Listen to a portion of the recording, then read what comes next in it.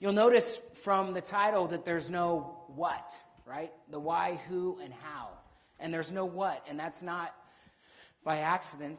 That's actually by design. And here's a reason why, and this is an important principle that I've found in my life at least. I've actually found that what I'm doing specifically becomes actually less and less important to me than being exceptionally great at whatever it is I'm doing then. The exact specifics of what is less important than how I perform in what I'm doing then. In other words, I guess I feel like there are a lot of paths I could have taken, a lot of things I could have done and been pretty successful in. How many of you guys, is that comforting to hear that? Raise your hand. Are you guys wondering what to do? Where to go? Look, you can be excellent at a bunch of things, I bet, at several businesses, potentially. So don't get bogged down in the what of what you're doing. Get bogged down on why you're doing it, or think about why you're doing it, who you're going to do it with, and how you do it, not necessarily what.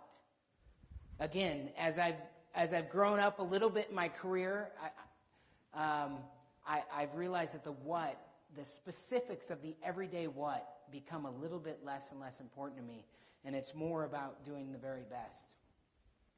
And that's really a good jumping off point. Or let me say one other thing, the reason why the what, I've mentored quite a few entrepreneurs here. In fact, there's a bunch of good friends that I have here that are in the audience that I've seen, and maybe some that I haven't seen, that I've mentored and talked to about businesses. So often we have this fear of just taking a step or going forward.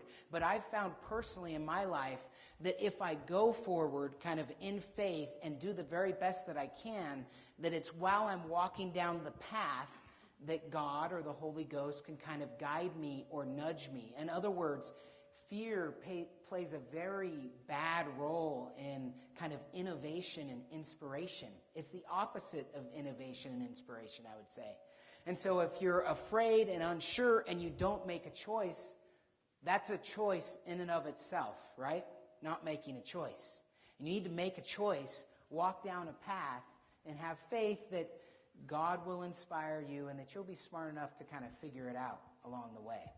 And that's a good jumping off point for kind of my story. So are you guys ready?